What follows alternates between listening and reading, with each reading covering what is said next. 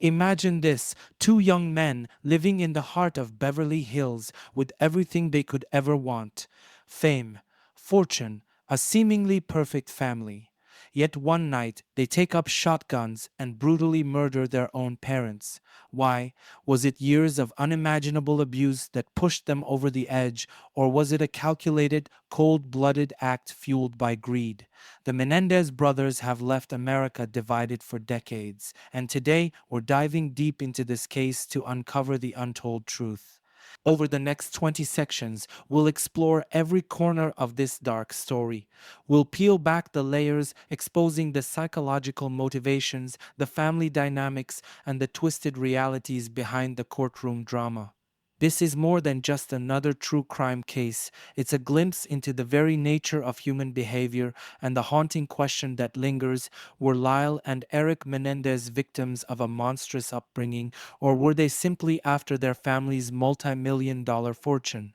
To understand what led to that fateful night, we need to go back to the beginning of the Menendez family's rise to power.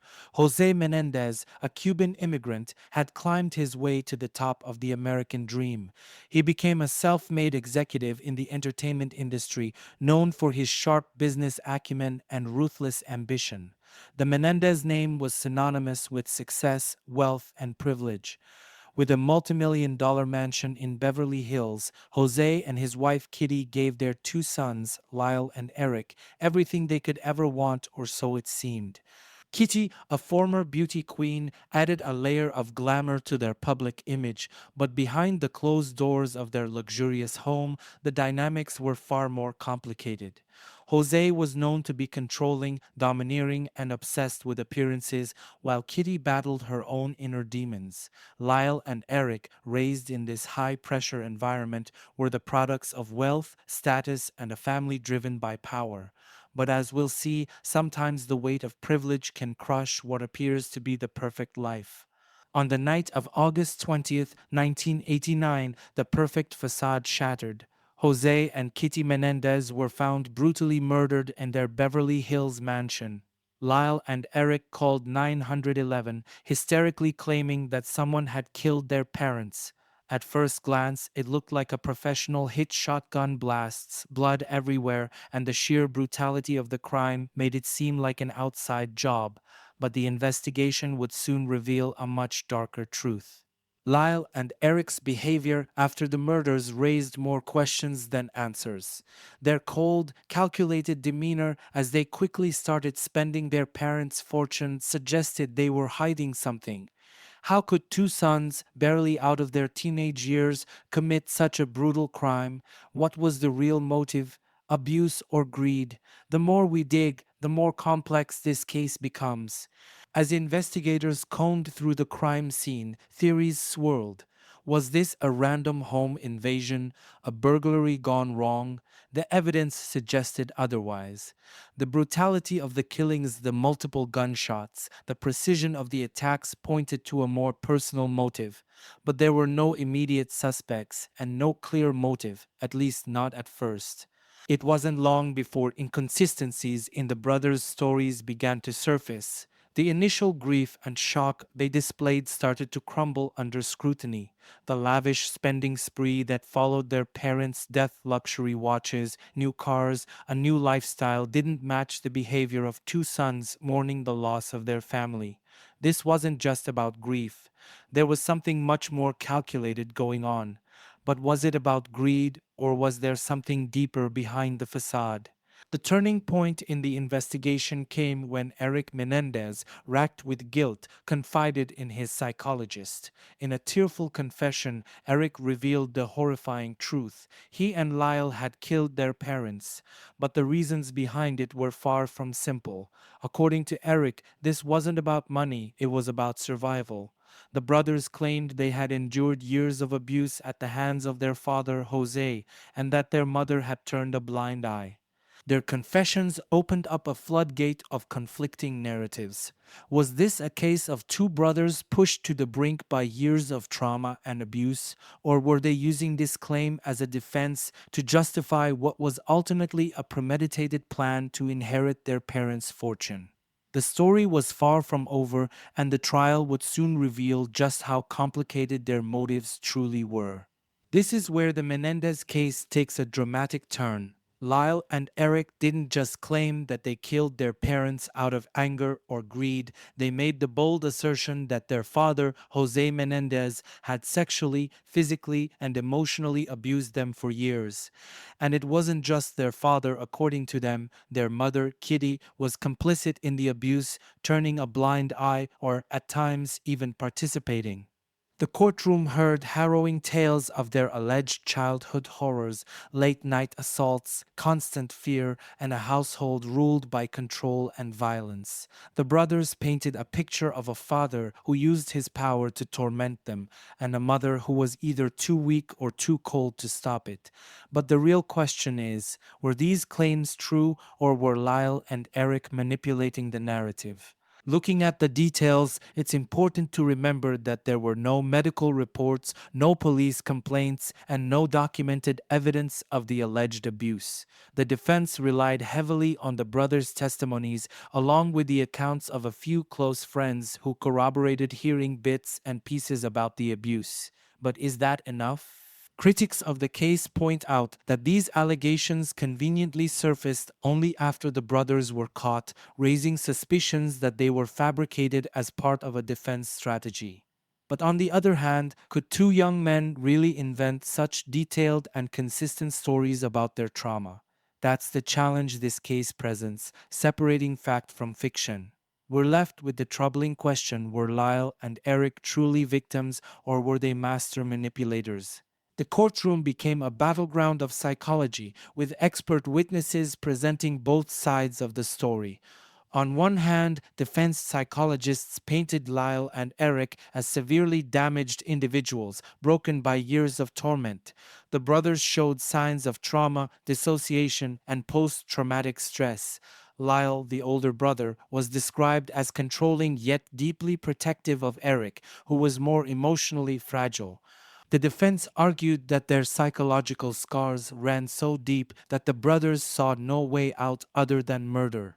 In their minds, they claimed killing their parents was the only way to escape the abuse and end the cycle of violence. But here's where things get murky. Psychological evaluations can be subjective, and while trauma can explain a lot, it doesn't necessarily justify murder. The prosecution's psychologists, meanwhile, painted a different picture. They argued that Lyle and Eric were not victims but cold, calculating killers who crafted a defense around emotional manipulation. According to them, the brothers were intelligent, capable, and fully aware of their actions. If the abuse claims were true, they asked, why didn't the brothers seek help sooner? Why wait until after the murders to speak out? In cases like these, psychology can be a double edged sword. There's no question that childhood trauma can have devastating consequences, but does it absolve someone of responsibility for their actions? In my opinion, while it's clear that the Menendez brothers endured a turbulent home life, the question remains, was that enough to justify murder, or were they leveraging their trauma as a legal strategy? Let's talk about the money. When Jose and Kitty Menendez were killed, their sons stood to inherit a fortune worth $14 million. And after the murders, Lyle and Eric wasted no time dipping into that fortune. Rolex watches, a Porsche, high-end shopping sprees. This wasn't the behavior of two grieving sons. It was the behavior of young men who suddenly had access to unimaginable wealth. The prosecution seized on this, arguing that the real motive behind the murders wasn't about escaping abuse, but about greed. Jose had been controlling over the family finances, and the brothers knew that killing their parents would give them the freedom to spend without limits. The defense, of course, pushed back, arguing that the spending was an attempt to cope with the emotional fallout of their parents' deaths. But let's be real here, if you were traumatized by years of abuse and deeply grieving the murder of your parents, would you turn to shopping as a coping mechanism? The brothers' actions immediately after the murders raised serious doubts about their claims of emotional distress. It's hard to ignore the glaring contradiction between their alleged pain and their lavish spending. In cases like this, the money always raises eyebrows. The question isn't just whether the brothers killed out of hatred or fear, but whether the allure of a massive fortune played a bigger role than they were willing to admit. Could it be that the Menendez brothers simply saw an opportunity to rid themselves of their controlling father and walk away with millions? As the Menendez case unfolded, it became a spectacle that gripped the nation. The public was divided. On one side, there were those who saw Lyle and Eric as tragic figures, victims of horrendous abuse who were pushed to do the unthinkable. On the other, there were people who viewed them as entitled, spoiled rich kids who coldly murdered their parents for money. Once the allegations of abuse came out, the brothers' defense team worked hard to sway public opinion. Talk shows, media interviews, and headlines began framing the case as one of survival versus greed. Some people were genuinely sympathetic to the idea that years of trauma could drive someone to murder. Others were outraged, seeing the brothers' claims as nothing more than an excuse to justify their actions. The media had a powerful hand in shaping how the world saw the Menendez brothers. Tabloid headlines painted the family's dysfunction in sensational colors, while news outlets tried to dissect every detail of the brothers' claims. It's undeniable that public opinion played a significant role in this case. It was a trial not just in court, but in the eyes of millions of viewers at home. But here's the critical question. Did sympathy for the alleged abuse cloud the judgment of those watching? Did the gruesome nature of the murders outweigh the possibility of real trauma? The way people reacted to the case often said more about their own views on abuse, wealth, and power than the facts themselves. And that's what makes the Menendez case so compelling. It forces us to confront our own biases about justice and morality. The Menendez brothers' trials were unlike anything America had seen before. From the outset, the defense and prosecution engaged in a battle of narrative. The defense portrayed Lyle and Eric as victims of unimaginable abuse, forced into a corner where murder felt like their only option. They used emotional testimonies from the brothers, graphic descriptions of the alleged abuse, and psychological experts to build a case for leniency. Meanwhile, the prosecution took the opposite approach. They argued that this was not a case of survival but of greed. Lyle and Eric, according to the prosecution, were spoiled and manipulative young men who had tired of their father's control over their lives and their finances. They highlighted the brothers' post murder spending spree and cold behavior as evidence that this was a premeditated crime. The drama inside the courtroom was intense. Emotional outbursts, heated cross examinations, and shocking revelations kept the public on the edge of their seats. But beneath the theatrics, both sides were fighting for the same thing: the narrative. Were Lyle and Eric the damaged products of a cruel, abusive household, or were they calculating killers who sought to gain from their parents' death? In analyzing the case, it's clear that both sides built strong arguments, but neither could fully explain the complexity of the brothers' actions. The abuse allegations were compelling, but the financial motive was equally undeniable. Ultimately, the case forced the jury and the public to grapple with an uncomfortable reality. The Menendez murders were likely the result of a tangled web of motivations where trauma and greed were impossible to separate. The relationship between Eric and Lyle Menendez is at the heart of this case, and it's one of the most fascinating aspects to unravel. On the surface, it seemed like a united front, a pair of brothers bonded by shared trauma, standing together through the storm. But when you dig deeper, questions arise about how equal their roles were in planning and executing the murders. Was there one mastermind, or were both brothers equally driven by their motives? In court, their personalities emerged as strikingly different. Lyle, the older brother by 3 years, was seen as the more dominant figure, confident, decisive, and controlling. He was described as the planner, the one who took the lead in executing their deadly plot. Eric, on the other hand, appeared emotionally fragile, more of a follower than a leader. In his confession to his psychologist, Eric broke down, overwhelmed by guilt, and painted himself as someone who was pushed into action by Lyle. This dynamic raises critical questions. Was Eric truly vulnerable, manipulated by his older brother? Or was he more complicit than he appeared, hiding behind a mask of emotional fragility? It's possible that Lyle, with his strong willed nature, drove the plot forward, but it's also worth considering that Eric, despite his tears, was just as invested in the outcome. After all, both brothers benefited from their parents' death. In my view, while Lyle may have taken the lead, Eric's involvement cannot be minimized. He pulled the trigger just as Lyle did. When it comes to the Menendez brothers' defense, the claims of abuse are central. But the challenge with these allegations is the lack of solid, corroborating evidence. Abuse, especially sexual and emotional, often leaves scars that are invisible to the outside world, making it difficult to verify the truth behind the brothers' accusations. This is where the case becomes murky. There was little to no medical documentation to support their claims, no police reports from their childhood, no physical proof that could definitively back up their stories. The defense leaned heavily on the brothers' testimonies and the accounts of a few friends who claimed the brothers had mentioned abuse in the past. But these recollections were vague at best, and many of them surfaced only after the murders. This raises a serious question about the credibility of the abuse defense. Were these real memories, or were they constructed as a way to justify the killings? On the flip side, it's important to remember that silence is common in abuse cases, especially in wealthy, powerful families where appearances are everything. If the brothers were telling the truth, it's not surprising that there would be little documented evidence. Yet, without that hard proof, the defense's case hangs on a fragile thread of personal testimony. In my opinion, while the abuse claims could very well be true, the lack of evidence makes it difficult to fully rely on this as the sole motive for murder. It's impossible to discuss the Menendez case without acknowledging the financial aspect.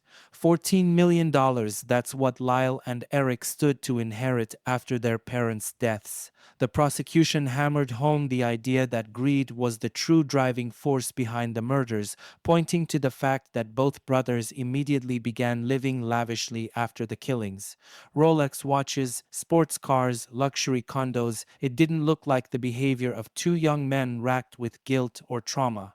But was money really the ultimate goal, or was it just part of a larger picture? Jose Menendez was known to be controlling, particularly when it came to finances. It's entirely possible that Lyle and Eric, chafing under his strict rules, saw the murders as a way to escape his dominance, with the financial freedom being an added bonus. The defense, of course, argued that the spending spree was nothing more than a coping mechanism, a way for the brothers to distract themselves from the emotional horror of what they had done. Still, the sheer extravagance of their spending raises doubts. Could it be that the brothers, frustrated by their father's control and tempted by the allure of financial independence, decided to take matters into their own hands? In my view, while abuse may have played a role, greed cannot be dismissed as a powerful motivator. $14 million is a lot of money, especially for two young men who had lived under the tight control of their father for so long. The Menendez brothers' case didn't just play out in the courtroom, it unfolded in the media, where every twist and turn was magnified for public consumption. Shows like Dateline and 2020's Inches turned the brothers into household names, and the trial became a spectacle broadcast across America. The media's portrayal of the brothers often swung between two extremes. Were they victims or monsters? Sensationalized coverage painted the Menendez family as a twisted version of the American dream gone wrong, focusing on the brothers' lavish post-murder lifestyle and their claims of abuse. But here's the thing, media narratives have a way of influencing public perception and, in turn, legal strategies. The defense capitalized on the public's fascination with the abuse allegations, while the prosecution used the brothers' extravagant spending as proof of greed. It's worth asking, would the case have played out differently without the intense media attention? Would the public have been as sympathetic to the abuse defense if the brothers weren't constantly in the spotlight? The media's role in shaping the narrative of the Menendez case cannot be overstated, and in many ways it became less about the facts and more about how the story was told. In my opinion, the media turned this case into a drama where the line between truth and spectacle was often blurred. After months of grueling testimony, emotional appeals, and high profile courtroom drama, the verdict was in life without the possibility of parole for both Lyle and Eric Menendez. The sentence was a reflection of the balance between the brutality of the crime and the brothers' defense of lifelong abuse. But was it fair? On one hand, the murders were undeniably horrific. Jose and Kitty Menendez were shot multiple times in cold blood, their bodies left in a brutal state. The prosecution argued that this level of violence, combined with the brothers' calculated cover up and subsequent spending spree, warranted the maximum punishment. Life without parole sent a clear message: this was premeditated, cold blooded murder. On the other hand, the defense contended that the years of abuse the brothers allegedly endured mitigated their actions. They weren't cold blooded killers. The defense argued they were broken, traumatized individuals who saw no other way out. Should their trauma have been weighed more heavily when determining their sentence? In my opinion, while the abuse allegations certainly complicate the story, the fact remains that Lyle and Eric executed their parents in a calculated, violent manner. The life sentence reflects the gravity of their actions, but it also acknowledges the complexities of their motivations. Whether or not the punishment fits the crime is still up for debate, but one thing is certain: the Menendez case will forever remain a chilling example of how power, trauma, and greed can collide in the most tragic of ways. Since their conviction, Lyle and Eric Menendez have continued to fight for their freedom, with their defense team filing numerous appeals. Their legal strategy has shifted over the years, from challenging the legitimacy of the trial to introducing new evidence and highlighting procedural errors. One of the key points in their appeals has been the exclusion of crucial testimony during the original trial, particularly regarding the claims of abuse. The defense argued that the judge unfairly limited the amount of evidence related to the alleged sexual and physical abuse, which could have significantly influenced the jury's decision. Another angle of appeal has focused on the brothers' legal representation, claiming ineffective counsel during their first trial. The Menendez brothers maintain that their initial legal team failed to adequately represent their interests, particularly in presenting their defense of abuse. They've also argued that the media circus surrounding their trial created an unfair environment that prejudiced the jury. But despite these ongoing legal battles, their appeals have largely been unsuccessful. Courts have consistently upheld the original sentences, leaving the brothers to serve out their life sentences. Whether or not their arguments hold merit is a matter of perspective. In my opinion, while there may have been procedural issues worth revisiting, the core facts of the case remain unchanged. Lyle and Eric planned and executed the murders of their parents. Their claims of abuse, even if true, do not fully absolve them of the cold-blooded nature of the crime. At this point, it feels like their appeals are more of a last-ditch effort to escape their life sentences rather than a legitimate challenge to the original verdict. When we look at the Menendez brothers, it's impossible to ignore the role that wealth and privilege played in shaping their lives and ultimately their downfall. Growing up in an environment of extreme affluence can be both a blessing and a curse. For Lyle and Eric, it created a bubble where they were sheltered from the real world, but it also exposed them to a unique kind of pressure. Jose Menendez, a man obsessed with power and control, exerted tight reins on his family, particularly his sons. Financial privilege didn't translate to emotional security. In fact, it may have created a more toxic environment. Lyle and Eric grew up in a household where money was abundant, but affection and autonomy were scarce. The expectation to live up to their father's high standards weighed heavily on them, and the controlling nature of their upbringing likely contributed to their psychological unraveling. In many ways, their wealth trapped them in a cycle of dependency where they felt powerless to escape their father's influence without resorting to violence. Affluence, in this case, didn't shield them from harm. It magnified the cracks in their family's foundation. The pressure to maintain a facade of success and control ultimately pushed the brothers to commit an unspeakable act. In my opinion, the psychological toll of wealth and privilege played a significant role in the Menendez case. The family dynamic was a powder keg waiting to explode, and in the end, the brothers' wealth contributed to their undoing, not their salvation. The Menendez brothers' case is not unique in the world of true crime. There are striking parallels between their story and other high profile family murders where wealth, power, and family dysfunction collide in tragic ways. Take, for example, the murder of John Benet Ramsey, a case that also involved a wealthy family, media attention, and questions about family dynamics. While the Ramsey case remains unsolved, the similarities in terms of public fascination and the role of affluence are undeniable.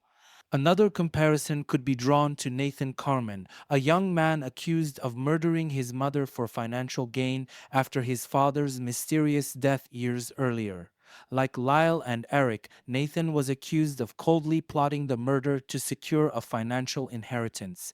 In both cases, wealth and greed were key components of the narrative, raising questions about the extent to which money can corrupt familial relationships. In analyzing these cases, it's clear that extreme wealth often creates environments where control, entitlement, and dysfunction thrive.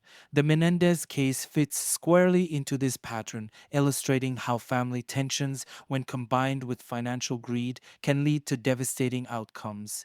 While each case is unique in its details, the underlying themes of power, privilege, and betrayal are strikingly similar. The verdict in the Menendez brothers case has always sparked debate. Were Lyle and Eric Menendez given a fair sentence, or did the jury fail to fully consider the complexities of their situation? Life without parole is a harsh sentence, particularly when the defense argued that years of abuse contributed to the brothers' mental state at the time of the murders. But justice is not just about weighing the severity of the crime, it's about understanding the context in which it occurred. On one hand, there's no denying the brutality of the murders. Jose and Kitty Menendez were shot multiple times, with the brothers showing no remorse in the immediate aftermath. The prosecution painted a picture of premeditated, cold blooded murder driven by greed, and the evidence of the brothers' extravagant spending spree following the killings added weight to the argument that financial gain was the true motive. On the other hand, the allegations of abuse complicate the narrative. If the brothers truly were victims of lifelong trauma, does that justify their actions? In cases of abuse, particularly when it involves parents and children, the lines between victim and perpetrator can blur. Was the life sentence too harsh given the possibility that the brothers were acting out of desperation? In my opinion, while the abuse claims should have been considered, the calculated nature of the murders makes it difficult to argue for a lighter sentence. The brothers were not acting in self defense, they planned and executed their parents' deaths. Given the gravity of the crime, life without parole feels like a just outcome. As we come to the end of this case, we're left with the same haunting question that has divided people for decades. Were Lyle and Eric Menendez driven by a desperate need to escape years of abuse, or were they motivated by the prospect of inheriting their parents' fortune? The truth is, this case doesn't offer simple answers. It's not just about one motive or the other, both elements likely played a role in the brothers' decision to commit murder. On one hand, the allegations of abuse suggest that Lyle and Eric were deeply damaged individuals, pushed to the brink by the trauma they endured. On the other, their actions after the murders, the spending, the lies, the cold demeanor point to a calculated plan to gain financial freedom. In the end, it's possible that the truth lies somewhere in between.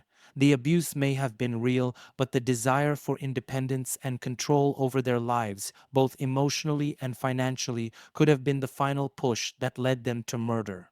Ultimately, it's up to you, the listener, to decide. Was it desperation or was it greed? Or maybe, in the tragic case of the Menendez brothers, the two motives were inextricably linked. What's clear is that this case forces us to confront uncomfortable truths about family, power, and the lengths to which some will go to escape their circumstances.